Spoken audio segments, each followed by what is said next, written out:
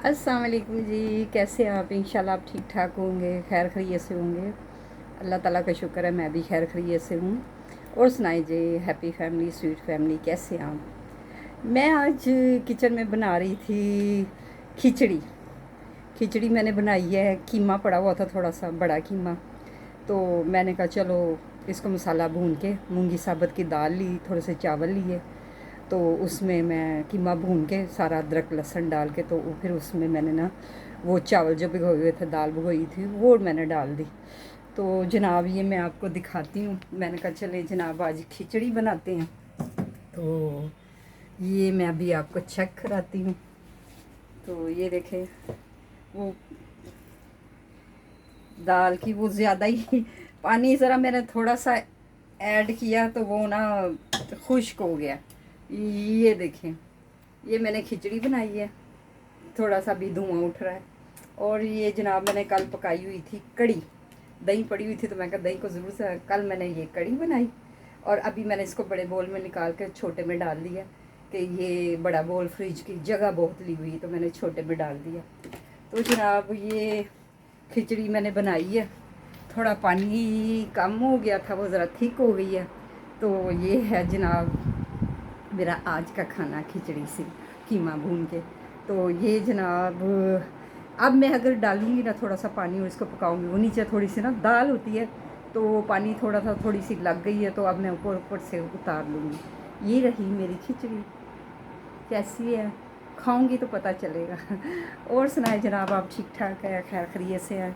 मैं भी अल्लाह का तो शुक्र है ठीक ठाक हूँ, खैर खैरियत से हूँ। बस एक तो समझ नहीं आती बंदा क्या पकाए क्या खाए। तो यही होती हैं गर्मी मौसम में, दालें हो गई, करेले हो गए, प्याज हो गए, ये चीज़ें ही होती हैं, भिंडियाँ हो गई, इस तरह की सब्ज़ी हैं। दूसरा मुझे भी डॉक्टर ने कहा कि आप ग्रीन सब्ज़ियाँ ज़्यादा खाएं, ब्रोकली खाएं, और यही ग्रीन वाली हो गया, घिया ले लो, और वो की कहते ने पंजाबी च कहनी घिया टिंडे, और यही गर्मी की सब्ज़ी होती है। और क्या होता है जनाब, बस जी गर्मी बहुत पड़ रही है, अब तो किचन में जाने को दिल भी नहीं करता, ना ही कुकिंग करने को दिल करता है। तो फिर क्या करें, मैं किसी वक्त कहती हूँ हाय कोई ऐसी हो, कोई नुकरानी हो जो मुझे बना के तो पका के, कभी होती थी ना, अब वो सोर्सेज नहीं है। तो मैंने कहा चलो जनाब आज ये खिचड़ी खाते हैं, लेकिन थोड़ी सी थिक हो गई है। मैं अब सोच रही हूँ इसका कोई हरबा करूँ, थोड़ी सी पतली होती ना तो वो ज़्यादा मज़ा आना था। आप मुझे कमेंट्स में बताइएगा कि ये थिक होनी चाहिए या पतली होनी चाहिए। लेकिन आप बेचारों को क्या भाइयों को पता, कुकिंग तो औरत ही जानती है ना कि कैसे करनी है कैसे नहीं करनी है। बस जनाब सुबह उठो तो नमाज़ पढ़ो, दूसरी नमाज़ पढ़ो, तो बस इसी तरह दिन गुजर जाता है। अभी मगरिब का टाइम होने वाला है, मगरिब की अज़ान होने वाली है, तो मैं उस वक्त असर की नमाज़ पढ़ के तो मैंने कहा चलो ये पका लेती हूँ। तो इसी तरह है, समझ नहीं आती। अब मर्दों को औरतें पूछती हैं क्या पकाएं क्या पकाएं, तो कहते ने जी जो कुछ मर्जी पका लो, तो जिसलिए वो पका लेंदी है तो कहते ने एक ही पकाया ही। वो कहती है आपने ही तो कहा था जो कुछ मर्जी पका लो, तो जो कुछ मर्जी में तो फिर यही होता ना कि एक ही पकाया ही। मैं भी ऐसे, मेरे हस्बैंड होते थे ना, तो मैं उनको सुबह जब जाते थे ऑफिस तो मैं कहती थी मुझे बता के जाएँ कि क्या पकाऊँ, तो कहते थे जो मर्ज़ी पका लो। मैं कहा चलो ठीक है। लेकिन एक चीज़ है, मेरी 1 बजे हांडी बिल्कुल तैयार होती थी, उनके ऑफिस से लड़का आता था और टिफ़िन लेके जाता था। मेरा एक टाइम टेबल था कि मैं पूरे 1 बजे खाना को तैयार करके रखना है, कि मेरे हस्बैंड को मुझे ये ना कहना पड़े फ़ोन करके, कि फ़ोन पे ये ना सुनना पड़े कि नहीं जी मैं हाले तक पकाई नहीं। ये कभी भी ऐसा नहीं हुआ था।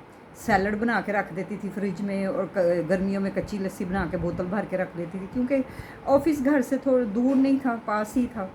तो मेरी एक क्वालिटी थी, मेरे पास जब एक लड़की आती होती थी तो वो कहती थी बाजी आपका टाइम टेबल वो 1 बजे मेरा खाना तैयार हो, हद कभी हो गया 1-10 मिनट हो जाते थे, नहीं तो 1 बजे मुझे पता होता था। वो जब से घर से निकलना उन्होंने ऑफिस के लिए, मैंने फ़ौरन अगर गोश्त पकाना है पैकेट निकाल के बाहर रख दिया, साथ साथ किचन की सफाई करनी, साथ साथ कुकिंग के। और जब वो कहते थे कि लड़का आ रहा है खाना लेने के लिए घर, तो यकीन करें कि मैंने ना पहले से रोटियां डालनी शुरू कर देनी तवे पे, कि लड़के को खड़ा ना होना पड़े। तो वो जब आए तो मैं उसको टिफ़िन हाथ में दे देती थी, तो ले जाओ जी खाना ले जाओ। बहरहाल تو کیا کریں، یہ بیتی ہوئی یادیں ہیں، بیتی ہوئی باتیں ہیں. انسان کی زندگی جو ہے نا بس ایک خواب ہے، خواب کی طرح ہے.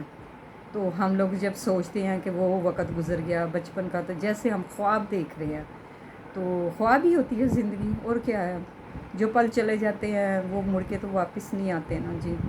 تو بس ہم یہی ہیں جو دنیا سے چلے گئے ان کی مغفرت ہی کر سکتے ہیں، ان کے پیچھے دعا ہی کر سکتے ہیں. اور میں جب نماز پڑھتی ہوں میں دعا کرتی ہوں کہ اللہ تعالیٰ جتنے نبی پاک صلی اللہ علیہ وسلم کے امتی ہیں اللہ تعالیٰ ان سب کی مغفرت فرمائے، آمین ثم آمین. تو بس جی اسی طرح زندگی ایک دن ہم نے بھی ان کے پاس ہی جانا ہے، انہوں نے تو نہیں آنا ہمارے پاس، ہم نے جانا ہے. تو مجھے اپنی والدہ سے بہت پیار تھا، تو امی بہت یاد آتی بہت زیادہ. وہ میری دوست تھی، میں نے دل کی باتیں اپنی ماں سے ہی کرتی تھی، ان سے شیئر کرتی تھی، انہی سے مشورے لیتی تھی. اور وہ میری بہت اچھی دوست بھی تھی، میری والدہ بھی تھی. تو کیا کرے بندہ. چلیں جی آ جاتے اس کھانے کی طرف. تو ابھی میرا دل کر رہا ہے کہ اب پریشر کوکر جو نیچے تھوڑی سی لگ گئی ہے، اگر میں اس کو پانی ڈال کے پکاؤں گی نا تو اس کی اسمیل ساری اندر پھیل جائے گی. اب میں اوپر سے کھچڑی کو اتار لوں گی. بہرحال پانی مجھے کچھ زیادہ ڈالنے چاہیے تھا، کیونکہ پانی جو ہے نا وہ میں فلٹر کا استعمال کرتی ہوں، تو اس لیے نہیں ڈالا. وہ کم پانی نہیں تھا، تو جتنا پانی تھا میں نے اسی میں پکانے کی کوشش کی، لیکن میں نے غلط کیا. تھوڑا پانی زیادہ رکھنا چاہیے تھا، جس سے یہ تھوڑی سی پتلی پتلی ہوتی، وہ زیادہ مزہ آنا تھا. کھچڑی تو ہوتی تھوڑی سی پتلی ہے. تو جناب بس اور سنائیں آپ کیسے ہیں، آپ سب ٹھیک ہیں؟